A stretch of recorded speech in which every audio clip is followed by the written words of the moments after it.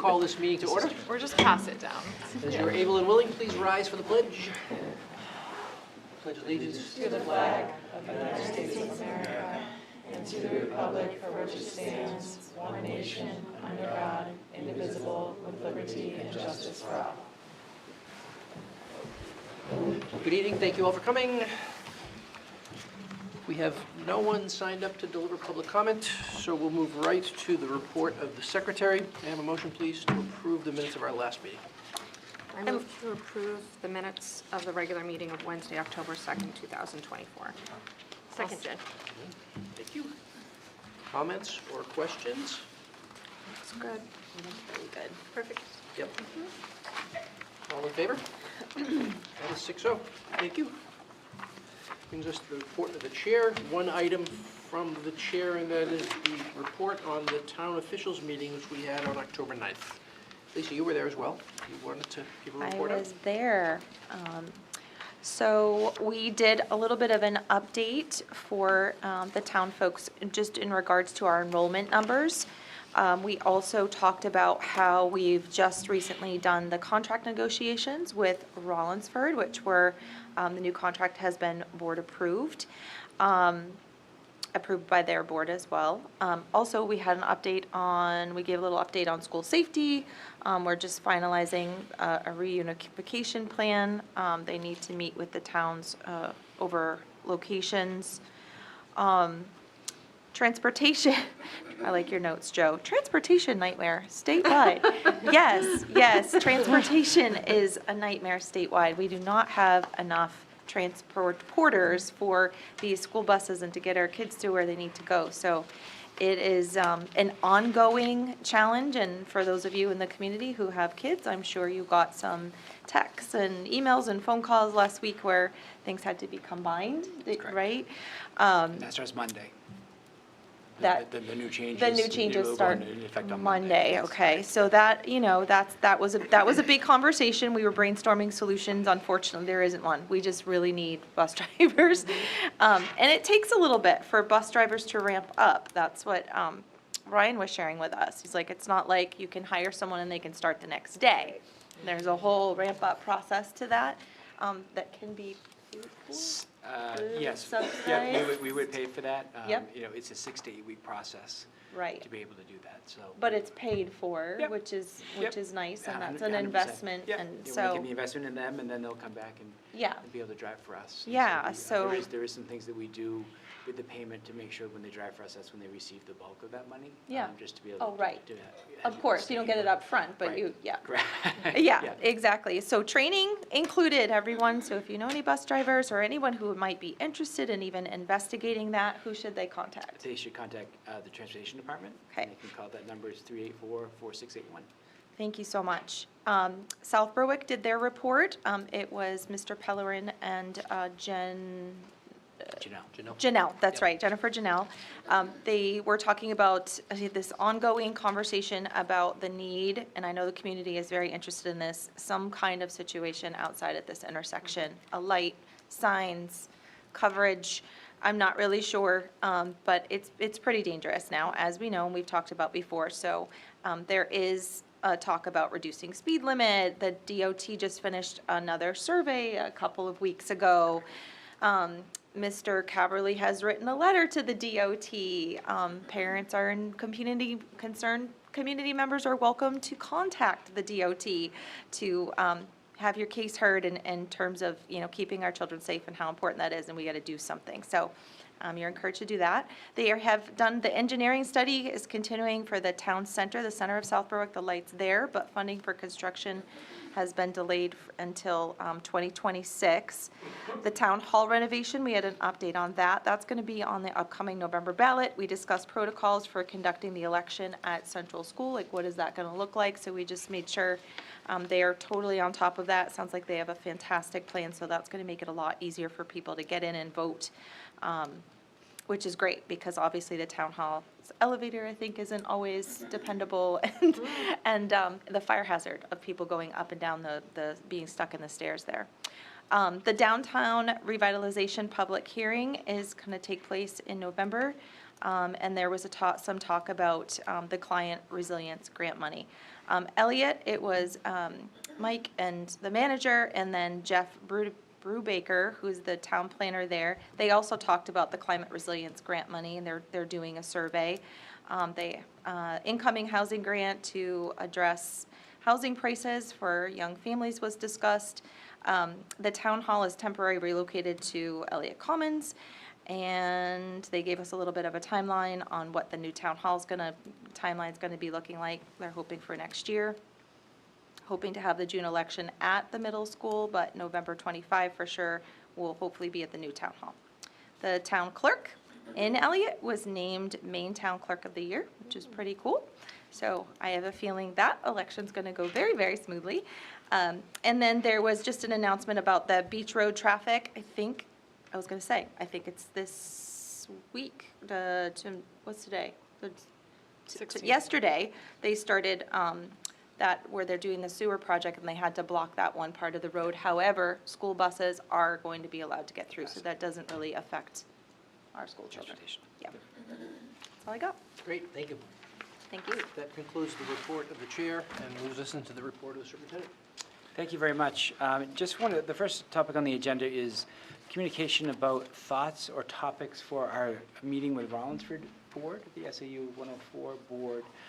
They have still not responded to a date for the fall at this time, and we've reached out a number of times, have not heard anything back at this point. So if you want to start to generate a list of topics that you'd like to talk about, let's start to put that together so I can build an agenda I'll be happy to collate that. whenever we meet. So. Next, just some Veterans Day activities that are coming up. Marshall Great Works School will be holding their Veterans Day Assembly, and then Marshall Middle School will be holding theirs, but it's going to be a little bit earlier this year, and so I think invitations have gone out, but it's going to be November 1st. I believe the only tricky part about that is it might coincide, I may be up with the Monster Mile, I believe is the same day at Central School. I may have that wrong, but I thought there was a little bit of a conflict there, so just so everybody's aware of that. Just to remind everybody that there is an election on November 5th. We have a school board election as well as a presidential, and a number of other initiatives are out there. And then wanted to talk a little bit about some really good news. And so Heidi Early-Hersey, who is our Director of Curriculum, has a presentation that they prepared this evening to talk about our spring of 2024 testing data. And so I'm going to turn it over to Ms. Early-Hersey.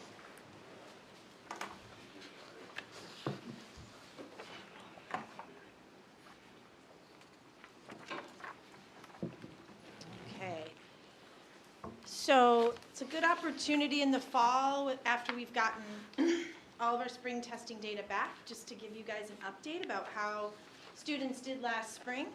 We'll talk about the 6 to 12 data tonight, which was really, by and large, very, very positive, and we feel good about. So the main science assessment, which is a test that was changed, it was really technically changed right before COVID. There was a weird gap, but we have 3 years now of good test scores, so I'll talk about that in a minute. This is this current past spring's test. So as you can see, really good performance compared to the state average. So our middle school was at about 15-ish points above the state average, and the high school, 24 points above the state average. Really good performance, particularly from this year.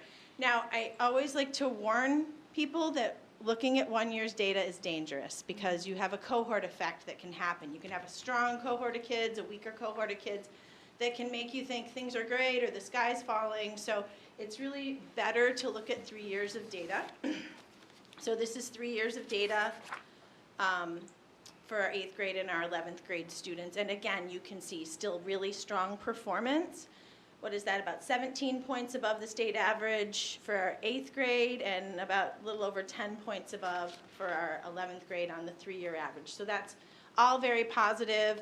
I actually start the conversation with the science teachers tomorrow morning. We have our first science review meeting with the 6 to 12 teachers. So it's kind of fun to be able to start that conversation from a place of strength and say, hey, things are going well, and what do you want to learn from this process? So feeling good about that.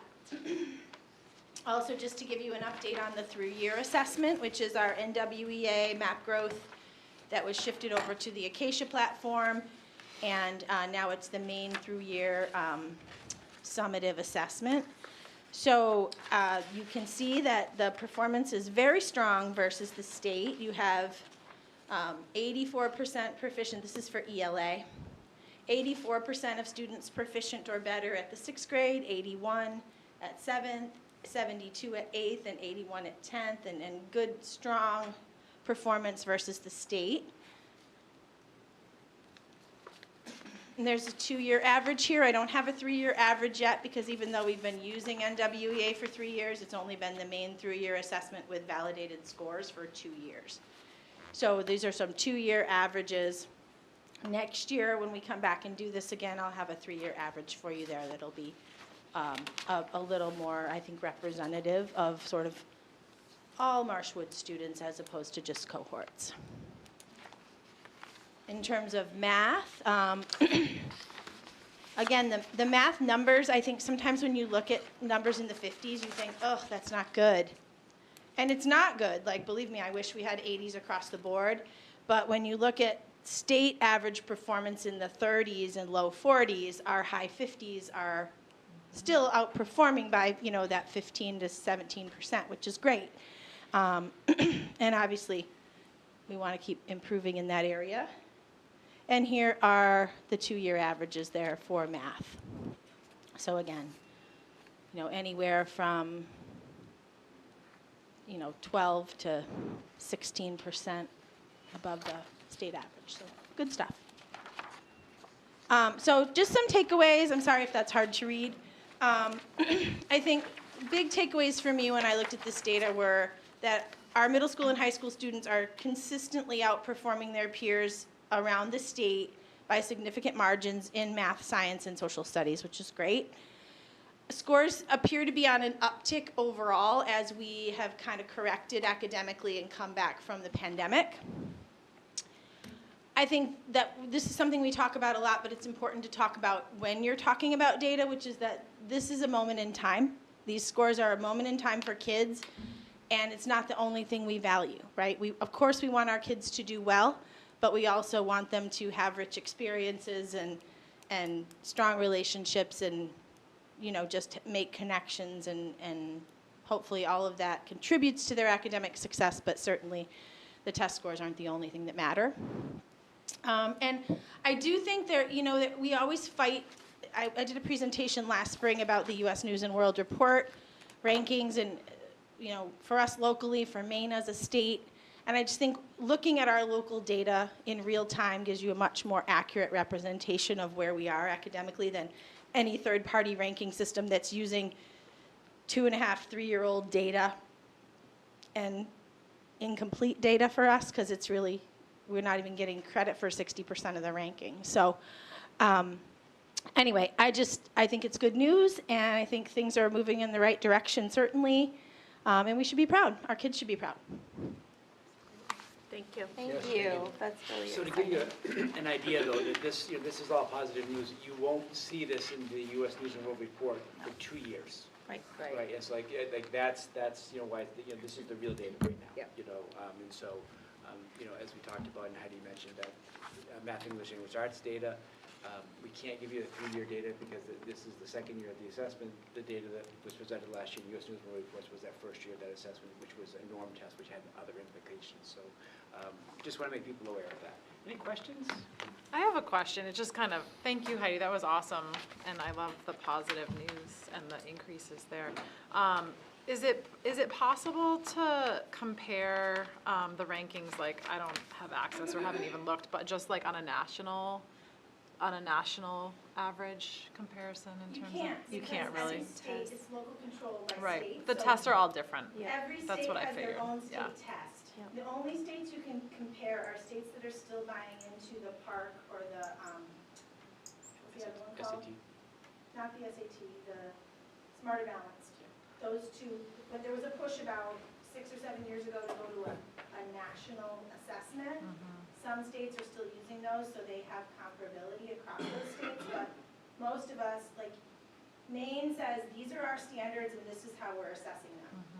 Rhode Island can say, we have totally different standards and we're gonna use a totally different test. So that's why even within the US News and World Report, that ranking is within your state because you Yeah. can't really compare. So would you say it's kind of unfair, like, to even use US News at Yes. all? Because you're comparing different tests throughout all the states. So that's really pretty inaccurate overall. Well, the state comparison isn't inaccurate. Right, well, when people look at, like, Maine as an overall ranking compared to other states within The US reason that News. Maine looks terrible right now, and so does Oklahoma. is Can you because- use the microphone, Heidi? Oh, sure, Thank sorry. you. If we're talking about the US News and World Report situation, the reason that Maine looks bad, and so does Oklahoma, is because the state of Maine will not release our AP data to the US News. They refuse to. We've asked them so many times. John's asked, I've asked. I know 5 other curriculum directors that have asked. They won't release our data. So if you remember the presentation I gave in the spring, out of the 6 rankings, 3 of those are related to AP scores in some way. AP tests, AP tests taken, scores on AP tests, percentage of students that took 1 to 2 to 3 to 4 AP tests. There's all this data that we get credit for around AP that we don't get counted in Maine. So Maine just gets, it's just a blank. What's their holdup? I wish I knew, Kate, I Yeah. really do. Like, they say it's not our data to release. Okay. And I will say this, which was shocking to me. I spoke to Maine School Management, and, you know, who really coordinates a lot of the work that the superintendents and the school districts do, and they said that this was not a big issue around the state of Maine. And I think that, you know, when they talked about the US News and World Report, I think there was almost like, I'm not sure what you're talking about. Whereas for us, this is a reality of that people are something we're talking about, and it impacts us, right? And so we lose credit for something that we're very proud of. Right. You know, I think there's, you know, and the hard part is one of the things that the US News and World Report doesn't do is it doesn't look like a 3-year average. It looks at a single moment in time, and that was kind of the point that Heidi made. And so, you know, our science scores in that report weren't great. You know, that was a moment in time that was not the best, and we worked really hard to correct those things. And a lot of that's about testing environment, getting kids to school. I mean, we talk about the attendance initiatives, and you know, kids have got to be in school to learn, and we've done those things. Graduation rates are far greater now than they were. And so this is all positive work that we're doing. And that's why it's a little bit hard, because it's almost like, you know, you're fighting the good fight and making those great progress, but you're now talking about things that were 2 years ago. And so when you lose that you know, that opportunity to shine because of the AP scores, you know, that is frustrating, I think, for all educators across the state of Maine. So. Well, the other thing that I gathered last spring was I actually looked at our AP data and kind of ran it through their metrics. And it's really, really strong. But it doesn't, I mean, it matters because it's great for kids that they're getting those experiences and being successful on the AP tests and getting those opportunities for college credit and that sort of thing. But in terms of if the US News World Report ranking is something we care about, it's really unfortunate that we don't get credit for that. So no schools get credit No, for it, though? no schools in the state of Maine get credit. The schools that have the highest rankings in the state are the schools that have international baccalaureate programs, which is, I know for sure, Kennebunk and Greeley. There may be a couple others. It's a different program, but most schools won't run both AP and IB. They choose one or the other. So IB is not run through the College Board, so that data is released in some way to US News in a way that the AP Okay. data is not. And we actually went to US News and World Report and asked them, can we just send you our data ourselves? Yeah. And they said, no, it has to come from the state. So that you know, both of our current representatives have promised to work on this for us. Oh, that's awesome. Yeah. That'd be helpful. That they were like, I sent them the workshop Thanks, Lisa. PowerPoint, and they were shocked and horrified. Yeah. So, yeah, we need to be talking to them more. They're very, very supportive, our reps, Michelle and Tiffany and so forth. Awesome. Thank you, Heidi. Yes, thank you. Thanks, Heidi. Next, we have and it's very early, but it's a preliminary calendar for next school year. And so We will be meeting on Friday to kind of begin that conversation. I think the goal is to be able to have a draft calendar when the SRTC schools meet in December. And so this is kind of the first step in that. But I always think it's good just to kind of look at the calendar and just kind of see where the issues may be. And so this is going to be, next year will be a really unique year. So in many ways, the problem that the SRTC schools have is that it's the time when school starts before Labor Day. And so this probably likelihood will be a year where most schools would start on the 2nd of September. That's a logical day for people to start. The 10th of October is that traditional day where the SRTC schools have a professional development day, and those students go to a statewide competition on that day. And so that's why that's kind of a common day that is always used with the district. I think one of the things that we're going to want to talk about is how do we manage November 4th? On one hand, Elliott is moved into, in theory, we'll have a new voting place beginning in November, but South Berwick now has a need, and so, can we operate a school in a non-presidential election year? And so I think that's a conversation that we need to have, and I'm going to need to have with Dr. Deering to kind of report back to you on that, but that's a day that we need to think about as a district. Yeah, that's something that wasn't clear to me, by the way, when we talked about them using Central School this year, is that their expectation is that will be going forward as well. In the short term, right, Yeah, in foreseeable future. Until the town hall renovation thing Yeah, happens. exactly. Yeah. And so obviously we want to be good partners, but there are things that we've got to make some decisions about. Yes. And so I think we initially had said, that 2- and 4-year election that were the elections we definitely wanted to stay away from having school in. The more localized elections may be something a little bit different, so we can, obviously we'll talk about that as the time gets closer. I think the other day that we just want to kind of have on our radar is January 2nd. And so I will be interested in the conversation on Friday. Do you come back for one day of school and then go back for the next week? I think that's going to be an interesting part. My initial reaction is like, I'd probably like to avoid that if we could do that. I don't know how much of a quality instructional day that's going to be for people, but that's something that certainly we'll discuss as we get going further. And so with the draft calendar that we have, we still have that professional development day, the 13th of March. Which I think has been a great day for our staff. Obviously the logical thing people would look at and say, well, why don't we do it the 2nd of January? And I just don't think that has the same value or purpose for staff than we do it in that March. I think that March time is really important. But that was a decision that we can all, obviously you can all talk about as we get closer. The tricky part is that we get into that 3rd week of June, and so graduation would likely be the 12th of June, usually that second Friday. And we want to avoid snow days in the event that we get to the Juneteenth holiday, because that triggers some contractual obligations, and we want to be very careful of that because there is an expense that we may have to incur if we get there. And so with this calendar, you basically only have 3 days in variance for snow days. Who knows? But I think that's something as we get going, we'll think about a little bit more. So The dates that are, is it okay to ask a question? Yeah. At this point? Your meeting. In December, the dates, the 22nd, 23rd, and 24th, are those off?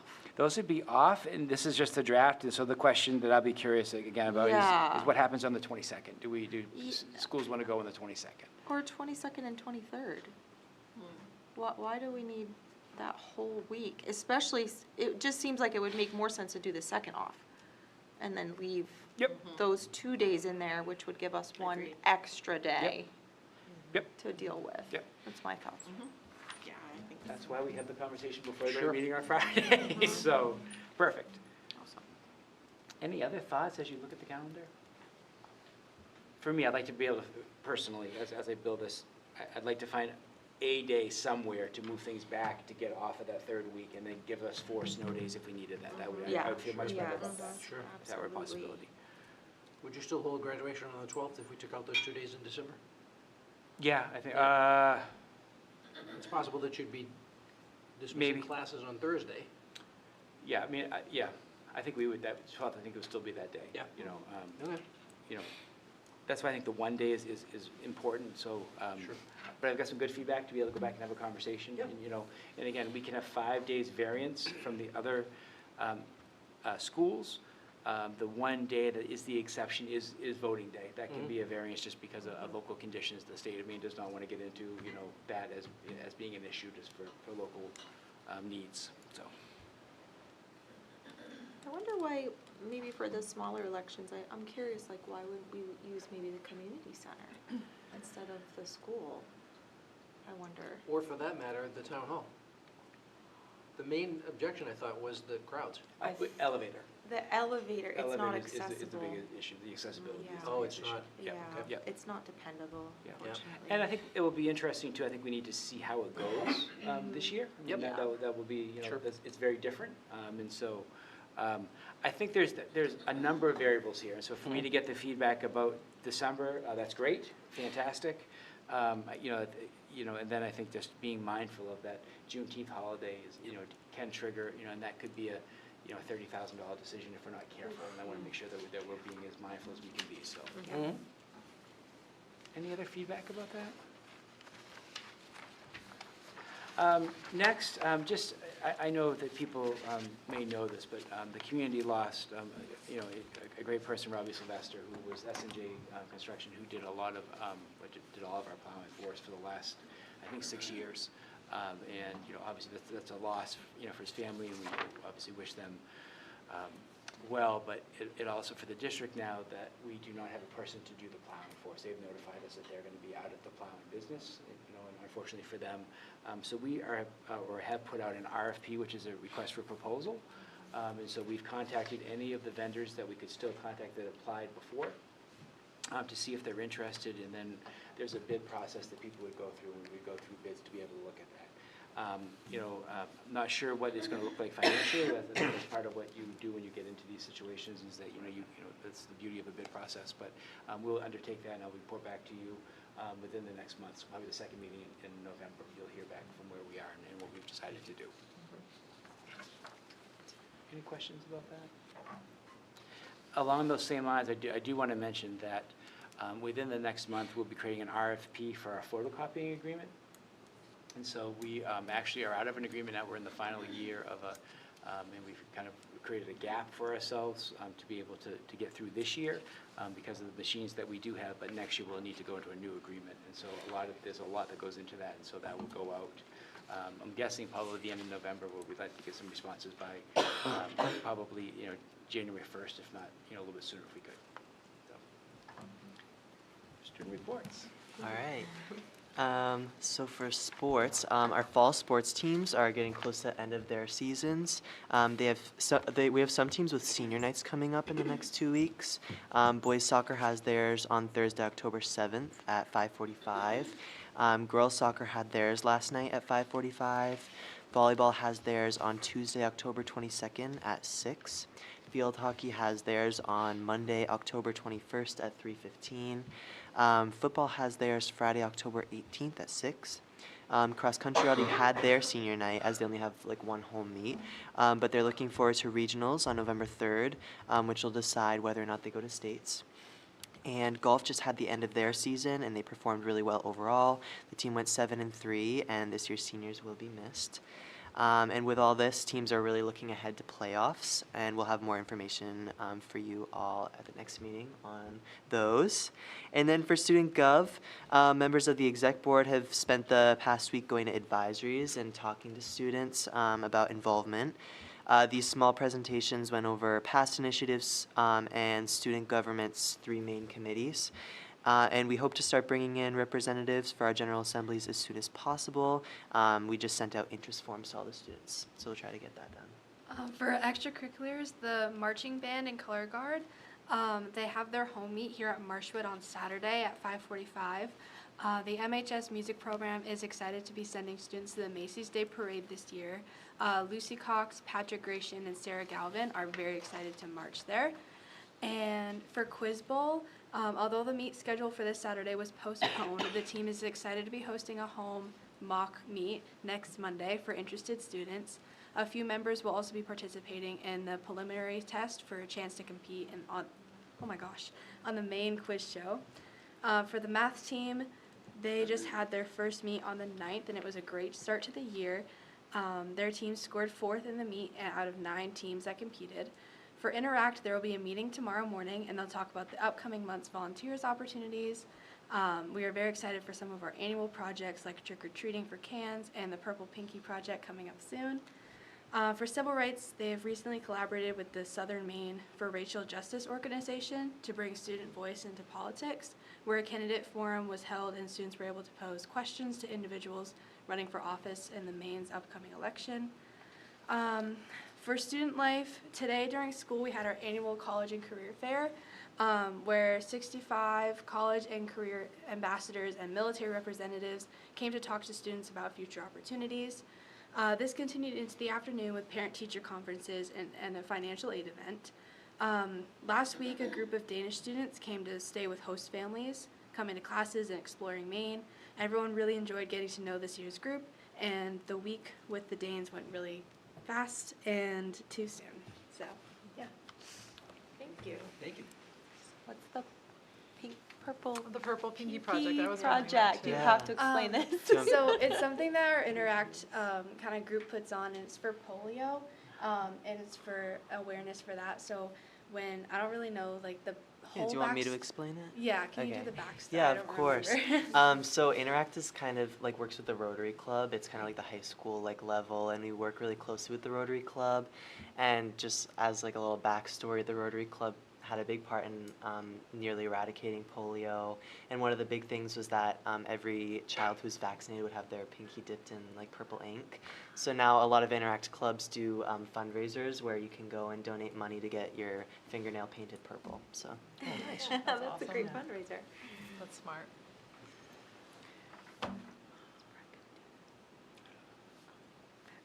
Well, just in case it's not going to be covered, I don't want to take Brett's opportunity, but I just want to take the opportunity to say congratulations. James is one of James. three National Merit Scholar finalists, which is amazing to have 3 coming out of What's the statistic? It's like 1 out of, it's crazy. Like nobody gets Yeah. that. Yeah, It's- thank you very yeah. much. Thank you so much. It's amazing, such an amazing accomplishment. I can't remember the statistic, but there's only, what is it, 50,000 was students about- in it the was- country? Yeah, for mine it was about one for like 50,000 Yeah. out of the whole country, and then the other 2 who moved on to the semifinals I think was only like 30,000. I think it was a smaller number. 50 for them as well. Oh, 15,000. 15. So we have 2 that made it even to the next level, and that was Yes. Mackie Bow and Maddie Getchell. Maddie Getchell. Yes. Congratulations to Yes. them. That's so, Congratulations. Thank so you. exciting To and all. such a point of pride for Marshwood. Really awesome job. Thank you. And that Okay. concludes my report. Very good, thank you. No correspondence upon which to report. That moves us to the report of the committees. Finance and Facilities met earlier this evening. I'll give a quick update on the numbers, and then Heather's going to give the facility and transportation, et cetera.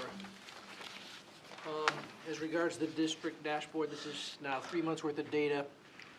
Expenditures are outpacing revenues a little bit, but that's because we don't get much revenue in the months of July and August, so that's all catching up. Our general fund cash balance is right where it belongs. It's over $1 million, so we're in good shape there. Nothing to report for September yet on school nutrition, so we'll get an update on that next month. Adult education has bounced back with some infusion of money from Kittery, so that's pretty much at an even keel, and that will go up and then ultimately spend down by the end of the year. Our revenue and expenditure target for end September is 75%, and we're at 74.84 for expenditure budget remaining, so we're a little bit overspent on the budget number and a little bit under on revenue, but again, that will all catch up over the coming months as we get more money in from places that haven't paid us yet. So that all looks good. And I think that's it. Federal grant money is slow to come in, as it always is. We've spent some, but haven't gotten reimbursed yet. But we're expecting to start seeing the local entitlement money show up a little bit more in a more timely fashion, because we've hired somebody that is keeping a better watch on that. So that's good. That's it for the numbers. Okay, so at the high school today, we had a little bit of a water issue where the water was temporarily out. That was due to the weekend power outage, but now it's all resolved. It was actually resolved quite quickly. We have installed a battery backup system so that we'll never have a pause in between our generator kicking on and losing the power. So that should be all remedied and all set. The new entry door to the high school is functional, but we're just awaiting one more tweak before we can start utilizing that particular new entryway. We're short one outdoor custodian, so we have a part-time substitute is filling until the snow falls. So we're all set in that department. We've received our insurance reimbursement for that sewage line break that happened back in the spring at the high school. So we received the $147,000 reimbursement that we had invested in repairing the sewer line.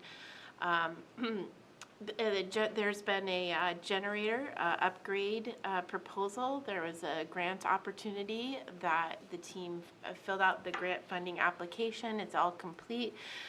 If we decide to move forward, or if we do receive the grant, that would mean that we would use that grant funding to purchase a new generator at the high school.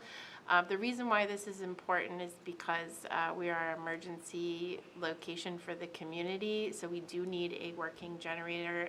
In the past, ours has been on the fritz.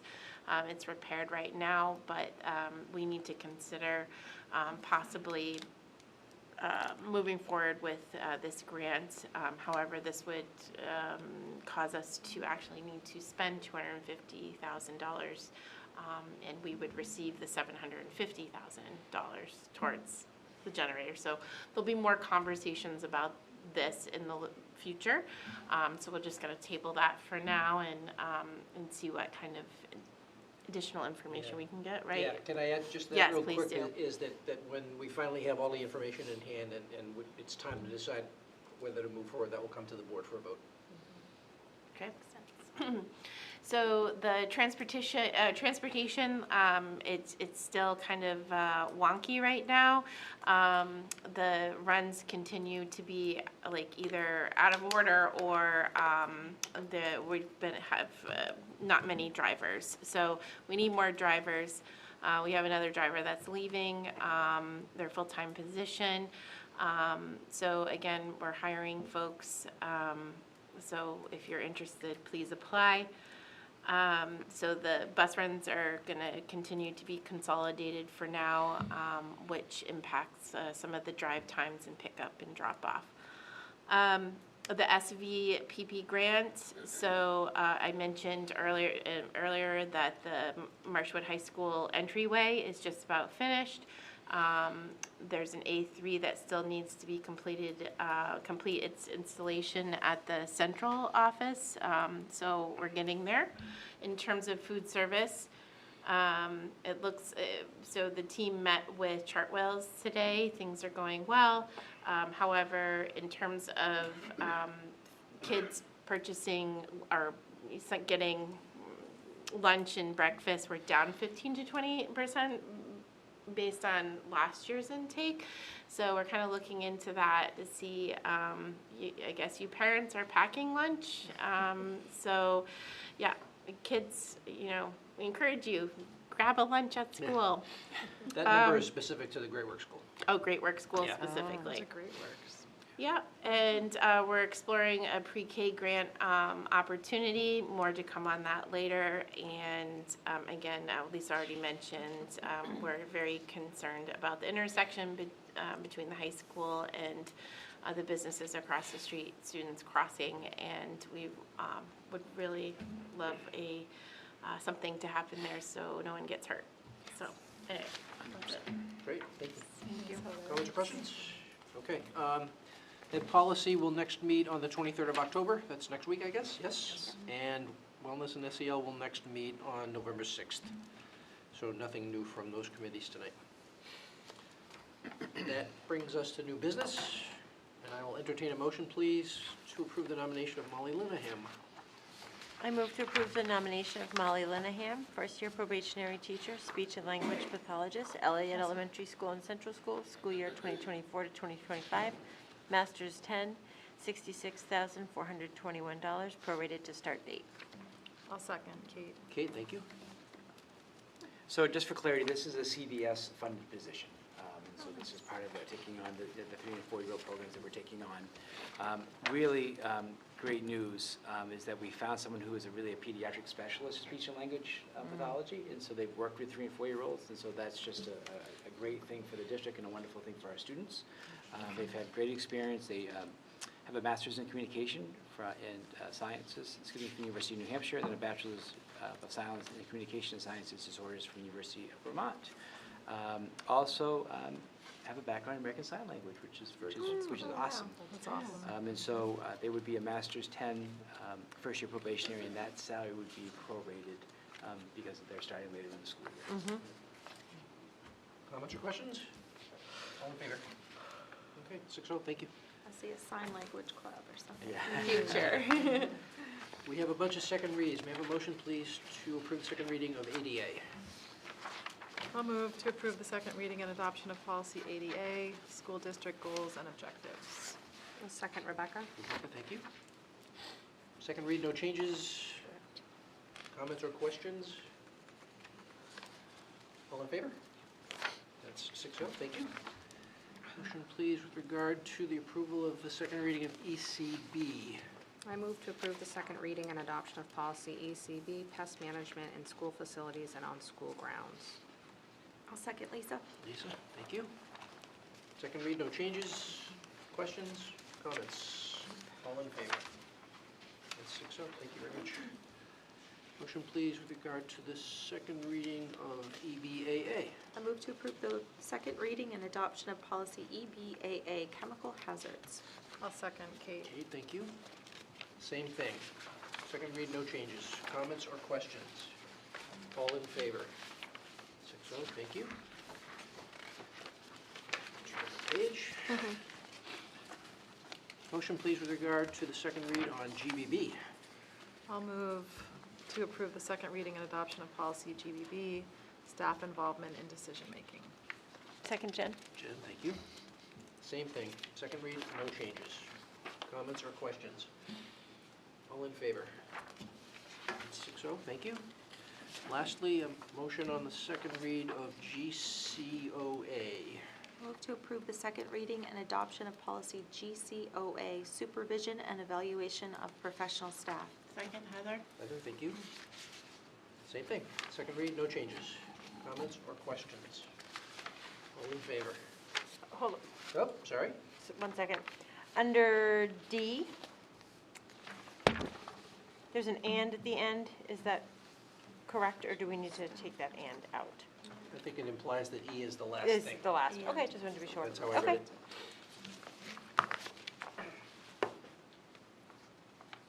Everybody clear on that? Yep. Okay. Yeah, All sorry. in favor? That's 6-0, thank you. That was a good question. That concludes our new business and brings us to building administrator check-in. We have the high and middle schools, we have the high school. Okay. Well, Kay and James and Lisa took most of my I do want to talk about today, though. Today was a really long day, and it started, like Heather mentioned, the water was off for a couple hours, and we were really starting to sweat a little bit because you got to make a decision at some point. Are you going to get through the day? Is the water going to come back on? Or do you need to have an early dismissal? And on any given day, okay, but today, no, because we had so many representatives coming in. And so the water, I think we had 5 minutes to spare. 5 minutes was before the timer we was could say going. we're Wow. going. And thank That's you better, to John. Todd Hughes and Tony Bourbon who got that water running. But then we had our, we shifted things for the college and career day today. We did it more towards the end of the day. And then we asked some of those representatives to stay, to offer it from 3:30 to 5 for parents who might want to come in with their kids. The attendance, of course, was excellent for the students of the day. Maybe not so much after from 3:30 to 5, but we want to build on that. And then, of course, they picked today because we also had our second night of parent-teacher conferences, so hoping people in the building, They could do this, attend conferences, as well as the financial aid night, which was attended very well. Kudos to our counselors who worked really hard to put this all together. That's why we didn't want to send kids home, because so much work went into it.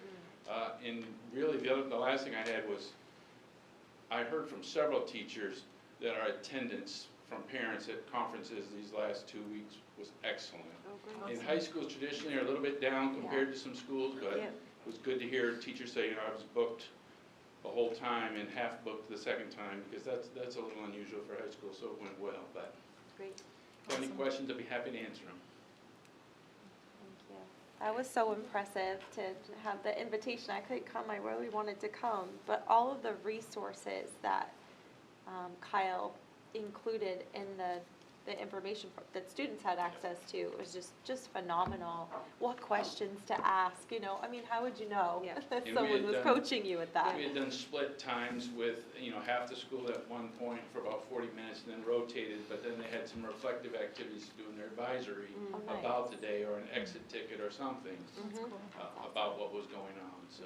That's The like a list full of thing. colleges that came and 70. all the branches of the military and all the businesses that came, that was spectacular. Yeah, It was a good day, that's why I exciting. didn't want to. Yes, Yeah. that's awesome. it's amazing. Thank you. Thank Thank you. you. I have, Christine's unable to be here this evening, but she gave me a kind of a synopsis of what's happening. I will share it with you, but not probably with the same enthusiasm. At the middle school, the NWAs are wrapping up. Teachers and staff are preparing for our November conferences. The National Junior Honor Society and the Student Council are teaming up and will be holding a Halloween hop for third graders on October 23rd. Halloween games, dancing, music, and photo opportunities from 4:30 to 5. And then it says, at 6 to 8, 6th and 8th graders are invited to a night of dodgeball, dancing, and maybe even Dungeons and Dragons. Costumes are recommended for both events.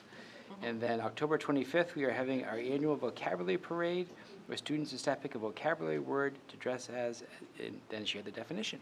So, some neat things going on at the middle school. That's cool. Very good. Thank you. Any last thoughts from the board before we enter into executive session? I'll entertain a motion then, please, to enter into executive session. I move to enter into an executive session for the purpose of consultation between school unit and its attorney pursuant to Title I MRSA subsection 4056E. I'll second, Kate. Kate, thank you. All in favor? That is 6-0. Thank you, and we are in executive session. Thank you all for coming. Thank